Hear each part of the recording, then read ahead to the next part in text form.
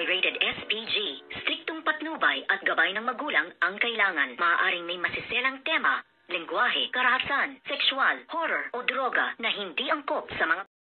Good morning mga kachikas and welcome sa aking munting channel. Nagsimula lang ang magtrabaho itong ang si Tata sa kumpanya nitong ang si Gob at si Francis nga ang siyang nangangasiwa nito kung kaya't kinuha niya nga ito si Tata na magtrabaho sa kanilang opisina. Ngunit dumating naman ang bruhang si Venice at sinisimulan na ang kalbaryo ng pagtatrabaho nga nitong si Tata sa kanilang kumpanya at pilit niya nga pinagsisiksikan sa utak ni Tata na siya ang tunay na asawa nitong ang si Francis at wala siya magagawa kung kahit susundin niya ang lahat ng ipinag-uutos niya at kung ano man ang nais niyang gawin ay wala daw siyang pake. Insecure nga itong ang si Venice kay Tata, lalo't nakikita nga nitong si Francis ang tunay na itsura nga nitong si Venice sa pagmumukha nga nitong si Tata na ito kasi ang tunay na minahal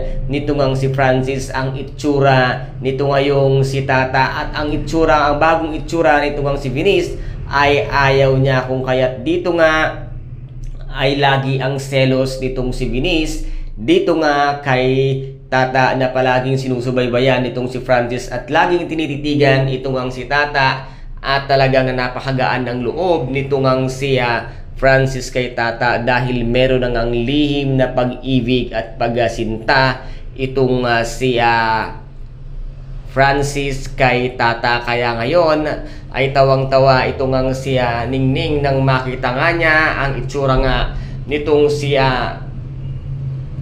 Venice nang biglang ang sumulpot habang nakatitig kay Tata at sinabi niyang, "Francis, ano ba?" At siya rin namang ikinagulat ni Francis na nandoon na pala sa kanyang likuran itong ang si Venice. Kaya guys, ito po ang ating pakaabangan sa mga susunod na episode dito nga sa May Ilongga Girl. Kung nagustuhan po ninyo ang aking videos for today, paki-subscribe na lamang po ng aking channel, paki-like and share para maging update kayo sa lahat ng gagawin kong videos. Maraming salamat po. Ingat, God bless and bye-bye!